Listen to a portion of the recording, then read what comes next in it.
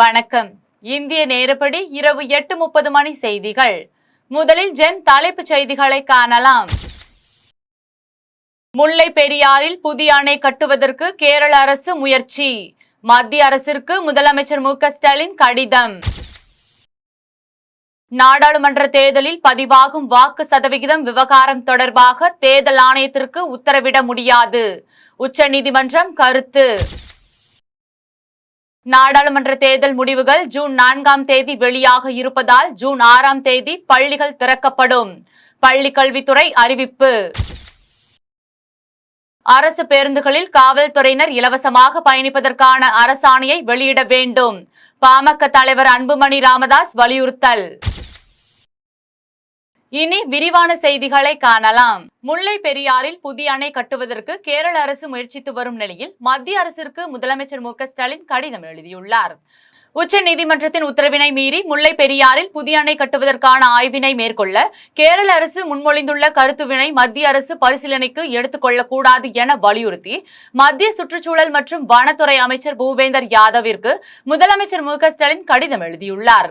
அதில் தற்போதுள்ள முல்லை பெரியாறு அணைக்கு பதிலாக புதிய அணையை கட்டுவதற்கான கேரள அரசின் முன்மொழிவு உச்சநீதிமன்றத்தின் உத்தரவுகளுக்கு முற்றிலும் எதிரானது என்றும் தற்போதுள்ள அணை அனைத்தும் அம்சங்களிலும் பாதுகாப்பானது என பல்வேறு நிபுணர் குழுக்களால் மீண்டும் மீண்டும் கண்டறியப்பட்டு உச்சநீதிமன்றம் 2006ஆம் ஆண்டு பிப்ரவரி 27ஆம் தேதியிலும் 2014ஆம் ஆண்டு மே 7ஆம் தேதியும் தனது தீர்ப்புகளில் அதனை தெளிவுபடுத்தியுள்ளதாகவும் முதலமைச்சர் கடிதத்தில் குறிப்பிட்டுள்ளார். மேலும் 2024ஆம் ஆண்டு மே 28ஆம் தேதியன்று நடைபெறும் சுற்றுச்சூழல் நிபுணர் மதிப்பீட்டு குழு கூட்டத்திற்கான நிகழ்ச்சி நிரலில் முல்லை பெரியாறில் புதிய அணை கட்டுவதற்கான சுற்றுச்சூழல் தாக்க அறிக்கையை தயார் செய்வதற்காக அனுமதி அளிப்பது தொடர்பான விவாத பொருளினை நீக்கிட வேண்டும் எனவும் எதிர்காலத்தில் கேரள அரசின் இதுபோன்ற எந்த ஒரு கருத்துவினையும் பரிசீலனைக்கு எடுத்துக் கொள்ளக்கூடாது எனவும் மத்திய சுற்றுச்சூழல் மற்றும் வனத்துறை அதிகாரிகளுக்கும் சுற்றுச்சூழல் நிபுணர் மதிப்பீட்டு குழுவினர் உறுப்பினர் செயலருக்கும் மத்திய சுற்றுச்சூழல் மற்றும் வனத்துறை அமைச்சர் பூபேந்தர் யாதவ் உத்தரவிட வேண்டும் என்று முதலமைச்சர் மு.க.ஸ்டாலின் வலியுறுத்தியுள்ளார். நாடாளுமன்ற தேர்தலில் பதிவாகும் வாக்கு சதவிகித விவகாரம் தொடர்பாக தேர்தல் ஆணையத்திற்கு உத்தரவிட முடியாது என்று உச்சநீதிமன்றம் தெரிவித்துள்ளது. நாடாளுமன்ற தேர்தலில் பதிவான வாக்கு சதவீதத்தை 48 மணி நேரத்திற்குள் பூத் வாரியாக அதிகாரப்பூர்வ வாக்குப்பதிவை அறிவிக்க தேர்தல் ஆணையத்திற்கு உத்தரவிட வேண்டும் என NGO உச்சநீதிமன்றத்திற்கு மனு தாக்கல் செய்தது. அதில் ஒவ்வொரு கட்ட தேர்தல் வாக்குப்பதிவு நிறைவடையும் போது 48 மணி நேரத்திற்குள் வாக்குப்பதிவு சதவீதத்தை துல்லியமாக தேர்தல் ஆணையம் வெளியிட வேண்டும் என்றும் ஒவ்வொரு வாக்குச்சாவடியிலும் எவ்வளவு வாக்குகள் பதிவாகியுள்ளது என்ற 17C படிவத்தை தேர்தல் ஆணையத்தின் இணையதளத்தில் பதிவேற்ற வேண்டும் என்று தெரிவிக்கப்பட்டிருந்தது. இந்த மனு இன்று உச்சநீதிமன்ற விடுமுறை கால அமர்வில் நீதிபதிகள் திபங்கர் தத்தா மற்றும் சதீஷ் சந்திரா சர்மா கொண்ட அமர்வில் விசாரணைக்கு வந்தது. அப்போது தேர்தல் ஆணைய தரப்பில் வாதிட்ட வழக்கறிஞர் கூறுகையில் இந்த வழக்கை விசாரிக்க கூடாது என்றும் ஏனென்றால் ஒவ்வொரு முறையும் இப்படியான சந்தேகங்களை தேர்தல் ஆணையத்தின் மீது எழுப்பும் போது மக்களுக்கு தேர்தல் ஆணையத்தின் மீதான நம்பகத்தன்மை சிதைவதை பார்க்கிறோம் என்றும் இந்த மக்களவை தேர்தலில் கூட வாக்கு சதவீதம் குறைவதற்கு இந்த மாதிரியான மனுக்கள் மிக முக்கிய காரணமாக அமைகின்றன என்றும் இந்த மாதிரியான மனுக்கள் பொதுமக்கள் மத்தியில் தேர்தல் குறித்த விழிப்புணர்வை ஏற்படுத்துவதற்கு பதிலாக குழப்பத்தை ஏற்படுத்துகின்றன. அதனால் மக்கள் வாக்குச்சாவடிகளுக்கு வருவதற்கு தயங்குகிறார்கள் என்றும் தெரிவித்தனர்.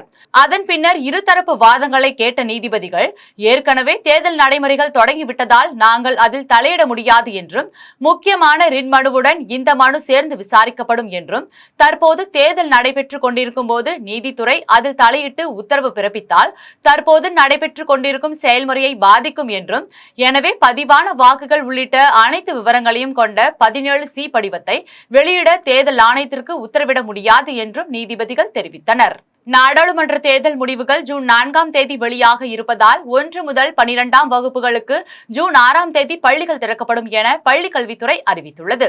தமிழகத்தில் பள்ளி மாணவர்களுக்கான பொதுத் தேர்வுகளும் ஆண்டு இறுதித் தேர்வுகளும் நிறைவடைந்து கோடை விடுமுறை விடப்பட்டுள்ளது. ஒவ்வொரு ஆண்டும் கோடை விடுமுறைக்கு பிறகு பள்ளிகள் ஜூன் முதல் வாரத்தில் திறக்கப்படுவது வழக்கம். சில நேரங்களில் கோடை வெப்பத்தின் தாக்கம் அதிகம் காணப்படும் போது பள்ளிகள் திறப்பு தள்ளி போகும். நடப்பாண்டு நாடாளுமன்ற தேர்தல் முடிவுகள் ஜூன் 4ஆம் தேதி வெளியாக இருப்பதால் பள்ளிகள் திறப்பு ஜூன் 2வது வாரம் வரையில் தள்ளி போக வாய்ப்புள்ளதாக தகவல்கள் வெளியாகின. இந்த நிலையில் தமிழகத்தில் 2024 முதல் 2025 ஆண்டு கல்வியாண்டில் 1 முதல் 12ஆம் வகுப்புகளுக்கு ஜூன் 6ஆம் தேதி பள்ளிகள் திறக்கப்படும் என பள்ளிக் கல்வித்துறை அறிவித்துள்ளது. எனவே குறிப்பிட்ட நாளில் பள்ளிகளை துவங்குவதற்கு உரிய நடவடிக்கைகள் மேற்கொள்ள அனைத்து முதன்மை கல்வி அலுவலர்களுக்கும் அறிவுறுத்தப்பட்டுள்ளது. மேலும் அனைத்து பள்ளிகளையும் திறப்பதற்கு தேவையான நடவடிக்கைகளை உடனடியாக எடுத்திட வேண்டும் என பள்ளிக் கல்வித்துறை சார்பில் அறிவுறுத்தப்பட்டுள்ளது. அரசு பேருந்துகளில் காவல்துறையினர் இலவசமாக பயணிப்பதற்கான அரசாணையை வெளியிட வேண்டும் என்று பாமக தலைவர் அன்புமணி ராமதாஸ் வலியுறுத்தியுள்ளார்.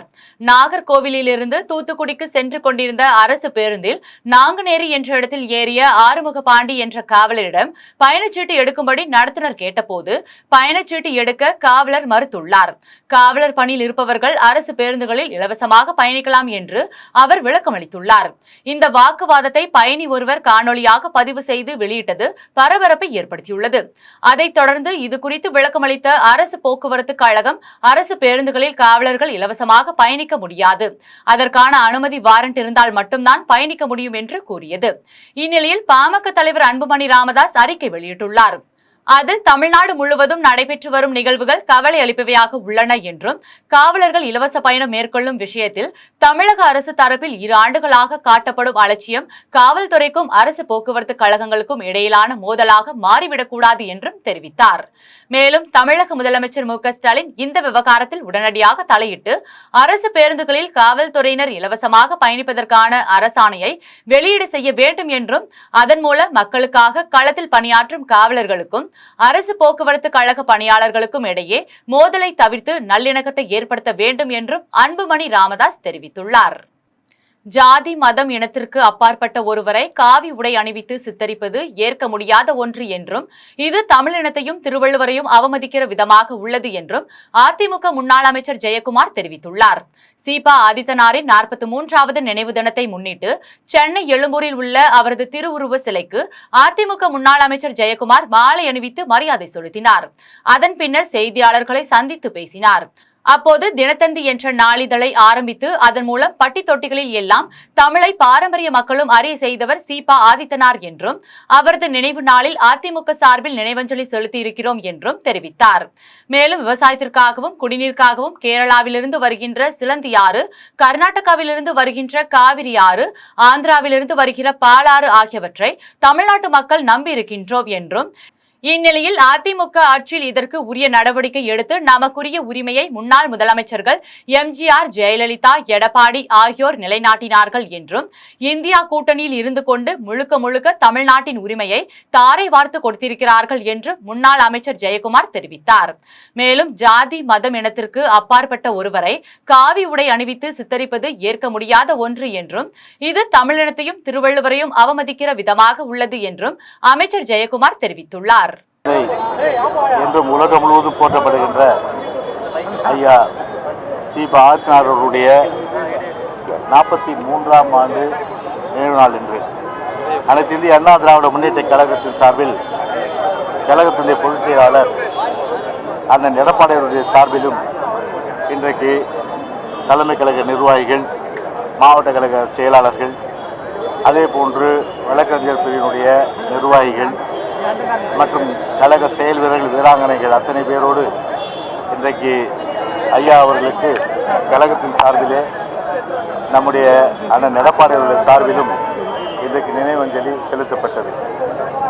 பொதுவாகவே ஒரு மனிதன் பிறப்பது என்பது ஒரு சாதாரண விஷயம், ஒரு அடிப்படையான விஷயம்.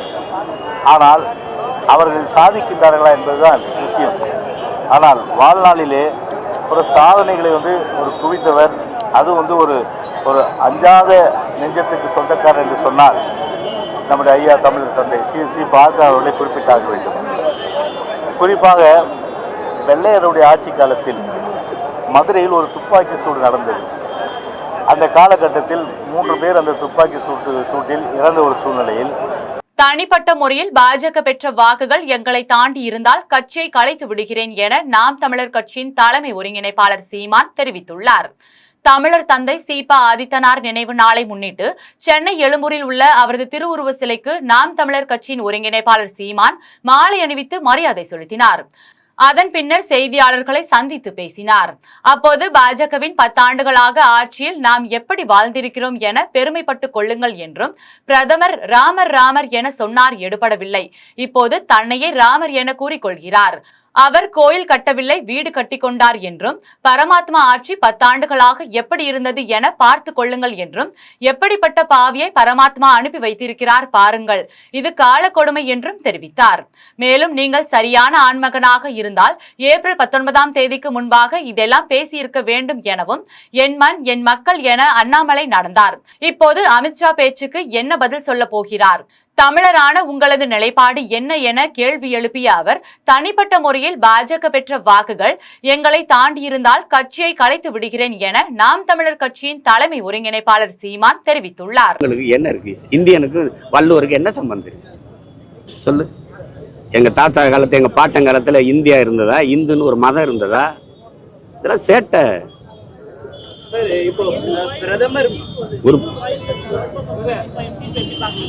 புரியல.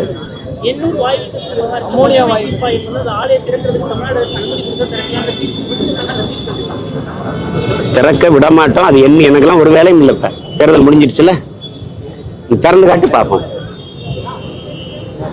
என்ன சொல்றோம்னே புரியாம வேலை செஞ்சா அப்படி ஊரா என் நிலம் முழுக்க நச்ச அலைகளை நிறுவனது யாரு? இந்த 2 திராவிடமும் இந்த 2 கட்சிகள் தான், இந்த இந்திய கட்சிகள் தான். சேட்டை அதெல்லாம். விமான நிலையம் கட்டுவேன், 8 வழிச்சாலை போடுவேன், அதை பண்ணுவேன், இதை பண்ணுவேன். வள்ளலாருக்கு நான் ஆய்வு மையம் கட்டுவேன்.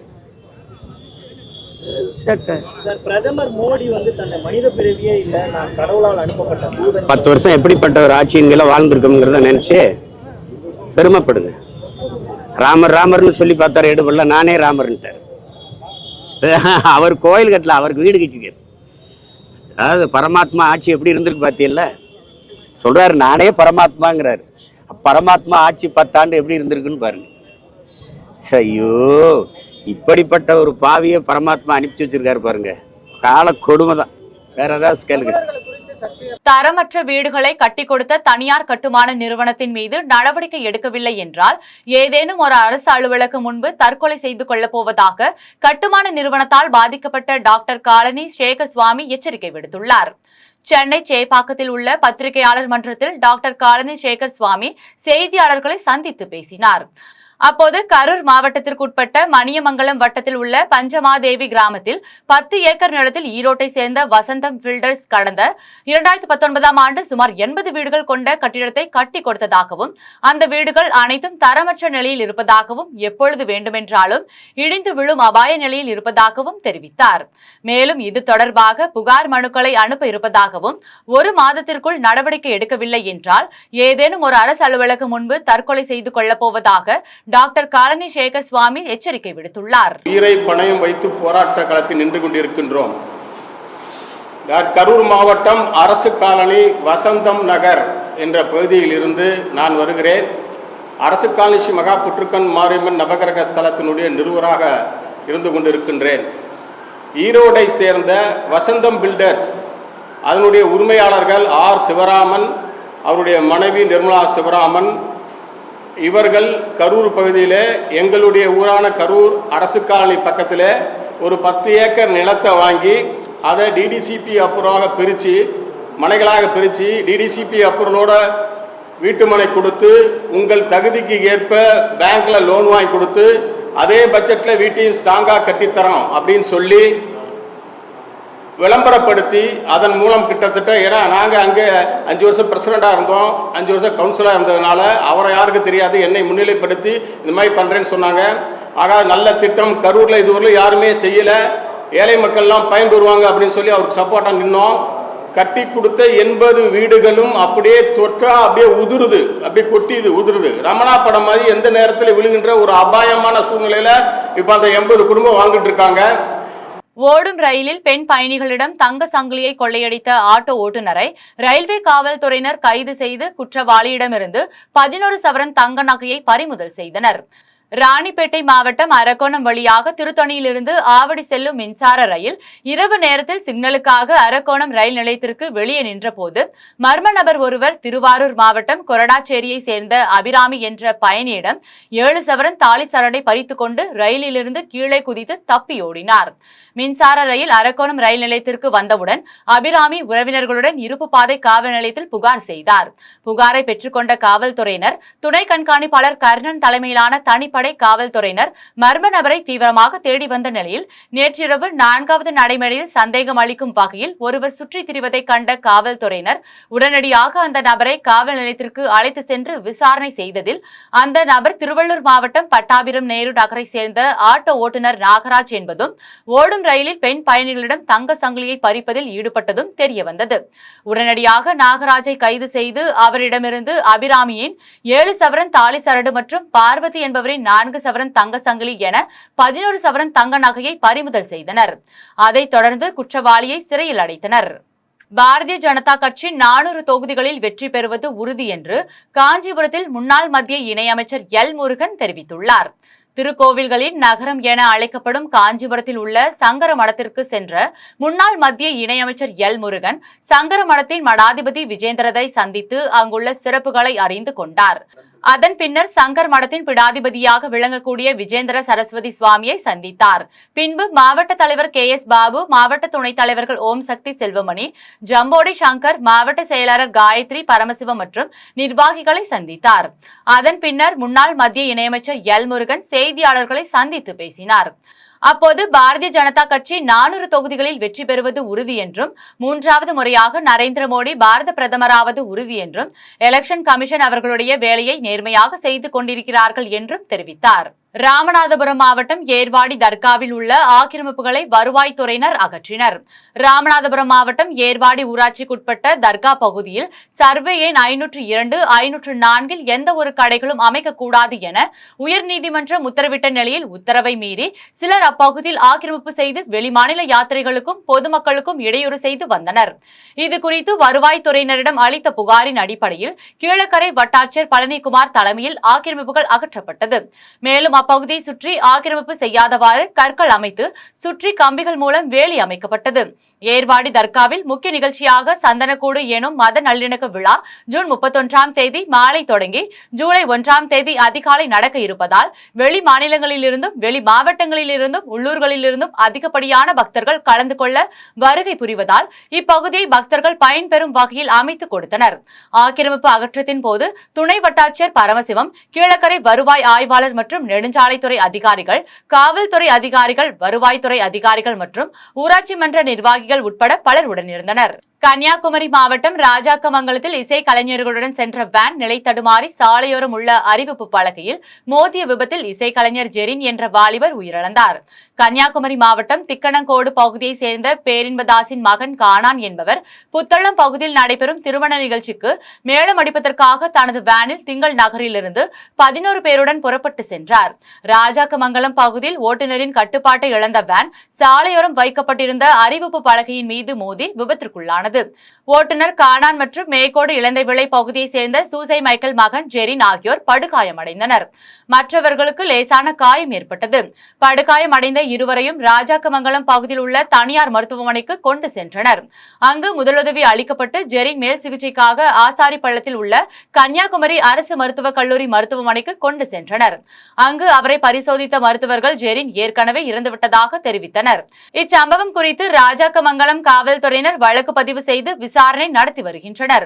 ஜெரின் 12ஆம் வகுப்பு பொதுத் தேர்வு எழுதி வெற்றி பெற்றிருந்த நிலையில் விடுமுறை நாட்களில் மேலமடிக்க சென்ற போது விபத்தில் உயிரிழந்தார் என்பது குறிப்பிடத்தக்கது. கொடைக்கானல் ஊராட்சி ஒன்றியத்திற்குட்பட்ட குடியிருப்பு பகுதிகளை நோக்கி வந்த 20க்கும் மேற்பட்ட யானைகள் அடர்ந்த வனப்பகுதிக்குள் அனுப்ப வேண்டும் என பொதுமக்கள் கோரிக்கை விடுத்தனர். திண்டுக்கல் மாவட்டம் மேற்கு தொடர்ச்சி மலையில் உள்ள வன சரணாலயமான கொடைக்கானல் வனப்பகுதிகளில் யானை, காட்டு மாடு, புலி, சிறுத்தை, சென்னாய், காட்டுப்பன்றி, நரி, குரங்கு, மான், கேளை, வெள்ளை ஆடு உள்ளிட்ட பல்வேறு பெரிய சிறிய வனவிலங்குகள் அதிக அளவில் உள்ளது. கடந்த சில வருடங்களாகவே வனவிலங்குகள் வனப்பகுதியில் விட்டு விவசாய நிலப்பகுதியிலும் குடியிருப்பு பகுதிகளுக்கும் உணவுகளை தேடி வருகின்றன. இந்நிலையில் தற்போது கொடைக்கானல் ஊராட்சி ஒன்றியத்திற்குட்பட்ட வில்பட்டி ஊராட்சி, புலியூர், கோம்பை உள்ளிட்ட பகுதிகளில் நேற்று குட்டிகளுடன் 20க்கும் மேற்பட்ட யானைகள் விவசாய நிலப்பகுதி வழியாக குடியிருப்பு பகுதியை நோக்கி வந்ததால் விவசாயிகள் அச்சமடைந்தனர். உடனடியாக பொதுமக்கள் வனத்துறைக்கு தகவல் அளித்ததன் பேரில் விரைந்து வந்த வனத்துறையினர் யானைகளை விரட்டும் பணியில் ஈடுபட்டனர். அப்போது யானைகள் ஒருமுறை குடியிருப்பு பகுதிகளுக்கு வந்துவிட்டால் தொடர்ந்து விவசாய பகுதிகளுக்கும் குடியிருப்பு பகுதிகளுக்கும் மீண்டும் மீண்டும் வர துவங்கும் என்பதால் பொதுமக்களின் உயிருக்கு ஆபத்து ஏற்படும் சூழ்நிலை உருவாகும் என்பதாலும் வனத்துறையினர் தீவிர நடவடிக்கை எடுத்து யானைகளை கண்காணிக்க வேண்டும் என்றும் அடர்ந்த வனப்பகுதிக்குள் அனுப்ப வேண்டும் என்றும் பொதுமக்கள் கோரிக்கை விடுத்தனர். குடியாத்தம் அருகே வனப்பகுதியில் செம்மரத்தை வெட்டி கடத்தலில் ஈடுபட்ட ஒருவரை வனத்துறையினர் கைது செய்து 1 டன் செம்மரக்கட்டைகளை பறிமுதல் செய்தனர். வேலூர் மாவட்டம் குடியாத்தம் அடுத்த கள்ளப்பாடி வனப்பகுதிக்குட்பட்ட முதலியார் ஏரி பகுதியில் விலை உயர்ந்த செம்மரங்கள் உள்ளன. இந்நிலையில் முதலியார் ஏரியிலிருந்து சுமார் 4 கிலோமீட்டர் தூரம் சுற்றியுள்ள வனப்பகுதியில் செம்மரங்கள் வெட்டி கடத்தப்படுவதாக குடியாத்தம் வனத்துறையினருக்கு ரகசிய தகவல் கிடைத்தது. தகவலின் பேரில் வனத்துறை அலுவலர் வினோபா தலைமையிலான வனத்துறையினர் காட்டுப்பகுதிக்கு சென்று பார்த்தபோது செம்மரத்தை வெட்டி சாய்த்து அதனை துண்டுகளாக வெட்டி கொண்டிருந்த முதலியார் ஏரியை சேர்ந்த முனிராஜ் என்பது தெரிய வந்தது. இதனைத் தொடர்ந்து 1 டன் செம்மரக்கட்டைகளை பறிமுதல் செய்தனர். அதன் பின்னர் செம்மரத்தை வெட்டிய முனிராஜிடம் குடியாத்தம் வனத்துறையினர் விசாரணை மேற்கொண்டு வருகின்றனர். 2024ஆம் கல்வியாண்டில் +2 பொதுத் தேர்வின் தேர்ச்சி குறைந்ததற்கு மெத்தனமாக செயல்பட்ட கல்வி அலுவலர்கள் மீது அரசு நடவடிக்கை எடுக்க வேண்டும் என வலியுறுத்தி செய்யாறில் 20க்கும் மேற்பட்ட விவசாயிகள் கண்டன ஆர்ப்பாட்டத்தில் ஈடுபட்டனர். திருவண்ணாமலை மாவட்ட கல்வி அலுவலர் மற்றும் முதன்மை கல்வி அலுவலர் ஆகியோரின் மெத்தன போக்கால் திருவண்ணாமலை மாவட்டம் கல்வியில் பின்தங்கியுள்ளது என கூறி செய்யாறு கல்வி மாவட்ட அலுவலகம் முன்பு விவசாயிகள் நூதன முறையில் கண்டன ஆர்ப்பாட்டத்தில் ஈடுபட்டனர். அப்போது 2024ஆம் ஆண்டில் +2 தேர்வின் தேர்ச்சி விகிதம் குறைந்துள்ளதற்கு மெத்தனமாக செயல்பட்ட மாவட்ட கல்வி அலுவலர் மற்றும் மாவட்ட முதன்மை கல்வி அலுவலர்கள், ஆசிரியர்கள் மீது அரசு நடவடிக்கை வேண்டும் என வலியுறுத்தினர்.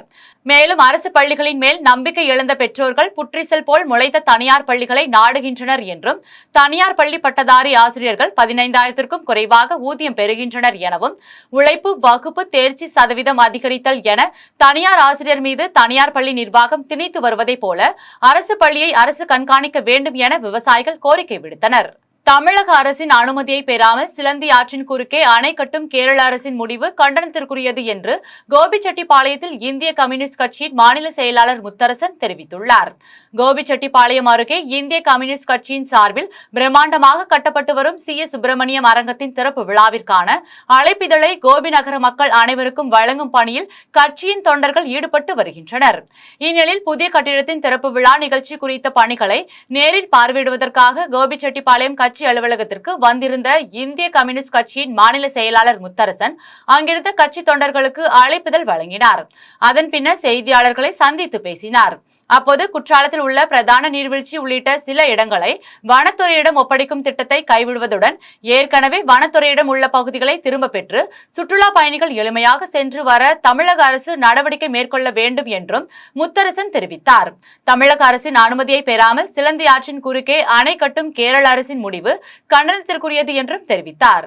மின்சாரம் ஷாக் அடிக்கும் என தெரிந்திருந்தும் ஆபத்தை உணராமல் 3 லட்சம் மதிப்பிலான காப்பர் கம்பிகள் மற்றும் மின்சாதனை பொருட்களை கொள்ளையடித்துச் சென்ற மர்ம நபர்களை காவல்துறையினர் தேடி வருகின்றனர். திருப்பத்தூர் மாவட்டம் ஆம்பூர் அடுத்த சின்ன கொம்பைஸ்வரம் பகுதியில் பெங்களூரு சென்னை தேசிய நெடுஞ்சாலையோரம் கடந்த 2015ஆம் ஆண்டு அதிமுக ஆட்சியின் போது காவிரி கூட்டு குடிநீர் சப்ளைக்காக 250 மெகாவாட் கொண்ட மின்கம்பம் மற்றும் மோட்டார் மின்சாதன பொருட்களை பாதுகாப்பாக வைப்பதற்கு பெரிய அறை ஒன்று அமைக்கப்பட்டது. இங்கு சோமலாபுரம் பகுதியை சேர்ந்த கிருஷ்ணமூர்த்தி என்பவர் காவலாளியாக பணிபுரிந்து வந்தார். இந்த நிலையில் வழக்கம் போல் இரவு 9 மணிக்கு அறையை பூட்டிவிட்டு வீட்டுக்கு சென்ற நிலையில் மறுநாள் காலை வந்து பார்த்தபோது மின்கம்பத்தில் இருந்த மின்மாற்றியை கீழே தள்ளி உடைத்து அதிலிருந்து காப்பர் கம்பிகள் மற்றும் அறையில் இருந்த மின்சாதன பொருட்களும் கொள்ளை போனதை கண்டு அதிர்ச்சி அடைந்தார். உடனடியாக மின்வாரிய அலுவலகத்திற்கு தகவல் அளித்தார். தகவல் அறிந்த ஆம்பூர் மின்வாரிய இளநிலை பொறியாளர் கார்த்திகேயன் சம்பவ இடத்திற்கு சென்று பார்த்தபோது மின்மாற்றியை உடைத்து அதிலிருந்த 3 லட்சம் மதிப்பிலான ஆயில் காப்பர் கம்பிகள் மற்றும் அறையில் வைக்கப்பட்டிருந்த மின்சாதன பொருட்களை மர்ம நபர்கள் கொள்ளையடித்து சென்றது தெரிய வந்தது. இது தொடர்பாக மின்வாரிய இளநிலை பொறியாளர் கார்த்திகேயன் அளித்த புகாரின் பேரில் ஆம்பூர் கிராமிய காவல்துறையினர் வழக்கு பதிவு செய்து கொள்ளையர்களை தேடி வருகின்றனர். விபத்தில் மூளை சாவு அடைந்த பெண்ணின் உடல் உறுப்புகள் திருப்பூர் அரசு மருத்துவக் கல்லூரியில் முதன்முறையாக தானம் செய்யப்பட்டது. திருப்பூர் மாவட்டம் உகாயனூர் பகுதியைச் சேர்ந்த தானபாண்டியன் சுடர்கொடி தம்பதியினருக்கு சின்னத்தங்கம் அர்ச்சயநிதி என்ற 2 மகள்கள் உள்ளனர். இவர்களில் சின்னத்தங்கம் 1ஆம் ஆண்டு கல்லூரி செல்ல உள்ளார். அர்ச்சயநிதி 12ஆம் வகுப்பு செல்ல உள்ளார். இந்நிலையில் தானபாண்டியன் சுடர்கொடி தம்பதியினர் திருப்பூர் வீரபாண்டி அருகே ஜே நகர் பகுதியில் தள்ளுவண்டி கடையில் உணவு வியாபாரம் செய்து வந்தனர். கடந்த 21ஆம் தேதி இரவு சுடர்கொடி வியாபாரத்தை முடித்துக் கொண்டு இருசக்கர வாகனத்தில் தனது மகள்களுடன் வீட்டிற்கு சென்றார். வீரபாண்டி அருகே வந்தபோது நிலை தடுமாறிய சுடர்கொடி தனது மகள்களுடன் வாகனத்தில் இருந்து கீழே விழுந்தார். இதில் சுடர்கொடிக்கு தலையில் பலத்த காயம் ஏற்பட்டது. மகள்களுக்கு லேசான காயங்கள் மட்டுமே ஏற்பட்டது. இந்த நிலையில் அக்கம் பக்கத்தினர் சுடர்கொடியை மீட்டு திருப்பூர் அரசு மருத்துவமனைக்கு சிகிச்சைக்காக அனுப்பி வைத்தனர். அங்கு அவருக்கு தலையில் அறுவை சிகிச்சை செய்ய வேண்டும் என மருத்துவர்கள் தெரிவித்தனர். அதைத் தொடர்ந்து சுடர்கொடியின் உறவினர்கள் அவரை திருப்பூரில் உள்ள தனியார் மருத்துவமனையில் சிகிச்சைக்காக அழைத்துச் சென்று அங்கு அறுவை சிகிச்சை மேற்கொள்ளப்பட்ட நிலையில் அவரது உடல்நிலையில் முன்னேற்றம் ஏற்படவில்லை. இதையடுத்து சுடர்கொடியை திருப்பூர் அரசு மருத்துவமனைக்கு சிகிச்சைக்காக மீண்டும் உறவினர்கள் அழைத்து வந்தனர். அங்கு அவரை பரிசோதனை செய்து மருத்துவர்கள் சுடர்கொடி மூளை சாவு அடைந்ததாக தெரிவித்தனர். மேலும் உடல் உறுப்பு தானம் செய்வதால் இறந்தாலும் மற்றவர்கள் உடலில் அவர்கள் வாழலாம் என மருத்துவர்கள் உடல் உறுப்பு தானம் குறித்து எடுத்துரைத்தனர். இதனைத் தொடர்ந்து சுடர்கொடி கணவர் மற்றும் மகள்கள் உடல் உறுப்பு தானத்திற்கு சம்மதம் தெரிவித்ததை அடுத்து மருத்துவர்கள் அறுவை சிகிச்சை மேற்கொண்டு கல்லீரல், சிறுநீரகம், கண் ஆகிய உறுப்புகள் பாதுகாப்பாக அகற்றப்பட்டு மருத்துவர்களின் உதவியோடு ஆம்புலன்ஸில் கோவையில் உள்ள தனியார் மருத்துவமனைகளுக்கு கொண்டு செல்லப்பட்டது. திருப்பூர் அரசு மருத்துவமனை அரசு மருத்துவக் கல்லூரி மருத்துவமனையாக தரம் உயர்த்தப்பட்டதை தொடர்ந்து முதல் முறையாக உடல் உறுப்பு தானம் செய்வதற்கான அறுவை சிகிச்சைகள் செய்யப்படுவது குறிப்பிடத்தக்கது.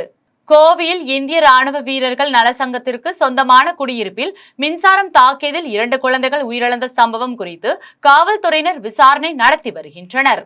கோவை சரவணம்பட்டி துடியலூர் சாலையில் இந்திய ராணுவ வீரர்கள் நலசங்கத்தினருக்கு சொந்தமான ராமன் விகார் என்ற குடியிருப்பு பகுதிகள் உள்ளது.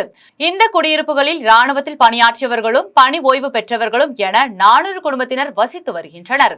இந்நிலையில் இப்பகுதியில் குடியிருக்கும் பிரசாந்த் ரெட்டி என்பவரின் மகன் ஜியான்ஸ் ரெட்டி மற்றும் பாலசுந்தர் என்பவரின் மகள் வியாமா ஆகியோர் அங்குள்ள சிறுவர் விளையாட்டு பூங்காவில் விளையாட சென்றனர். பூங்காவில் இருவரும் சறுக்கு விளையாட்டு விளையாட முயன்ற போது மின்சாரம் தாக்கியதில் சிறுவர்கள் மயங்கி விழுந்தனர். இதனை கண்ட அருகில் இருந்தவர்கள் குழந்தைகளை உடனடியாக மீட்டு ஆவாரம்பாளையம் பகுதியில் உள்ள ராமகிருஷ்ணா மருத்துவமனைக்கு எடுத்துச் சென்றனர். சிறுவர்களை பரிசோதித்த மருத்துவர்கள் ஏற்கனவே அவர்கள் இறந்துவிட்டதாக தெரிவித்தனர். இதனையடுத்து சரவணம்பட்டி காவல்துறையினருக்கு தகவல் அளித்ததன் பேரில் விரைந்து வந்த காவல்துறையினர் தீவிர விசாரணை மேற்கொண்டனர். அப்போது கடந்த 4 மாதங்களுக்கு முன்பாகவே பூங்காவில் மின்சார ஒயர்கள் சேதப்பட்டிருப்பது அங்கு வேலை செய்யும் சிவா என்ற எலக்ட்ரிஷியனுக்கு தெரிய வந்தது என்றும், ஆனால் இதனை குடியிருப்பின் தலைவர் NL நாராயணன் கண்டு கொள்ளாததால் குழந்தைகள் உயிரிழந்துள்ளதாக கூறப்படுகிறது.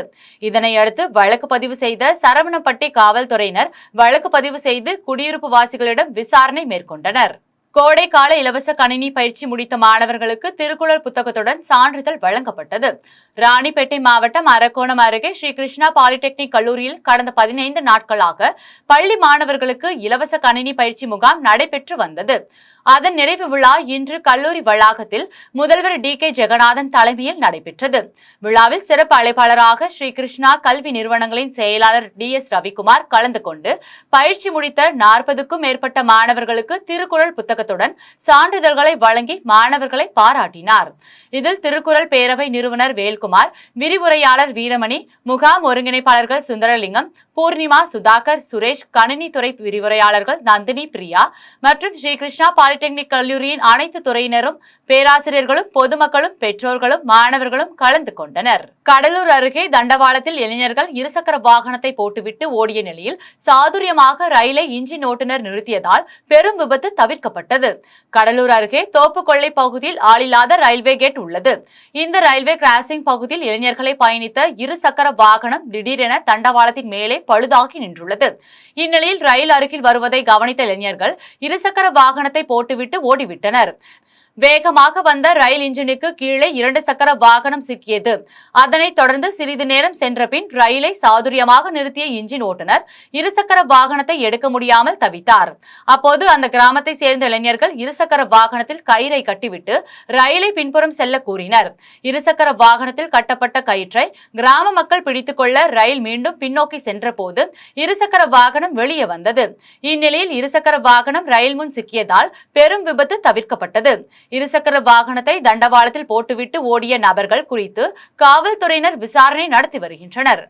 மீண்டும் ஜெம் தலைப்புச் செய்திகள். முல்லை பெரியாறில் புதிய அணை கட்டுவதற்கு கேரள அரசு முயற்சி. மத்திய அரசிற்கு முதலமைச்சர் மு.க.ஸ்டாலின் கடிதம். நாடாளுமன்ற தேர்தலில் பதிவாகும் வாக்கு சதவிகிதம் விவகாரம் தொடர்பாக தேர்தல் ஆணையத்திற்கு உத்தரவிட முடியாது. உச்சநீதிமன்றம் கருத்து. நாடாளுமன்ற தேர்தல் முடிவுகள் ஜூன் 4ஆம் தேதி வெளியாக இருப்பதால் ஜூன் 6ஆம் தேதி பள்ளிகள் திறக்கப்படும். பள்ளிக்கல்வித்துறை அறிவிப்பு. அரசு பேருந்துகளில் காவல்துறையினர் இலவசமாக பயணிப்பதற்கான அரசாணையை வெளியிட வேண்டும். பாமக தலைவர் அன்புமணி ராமதாஸ் வலியுறுத்தல். இத்துடன் ஜெம் செய்திகள் நிறைவடைகின்றன. மீண்டும் ஜெம் செய்திகள் நள்ளிரவு 12 மணிக்கு. உடனுக்குடன் செய்திகளை காண GemLive.tv என்ற இணையதளத்தில் இணைந்திருங்கள். நன்றி, வணக்கம்.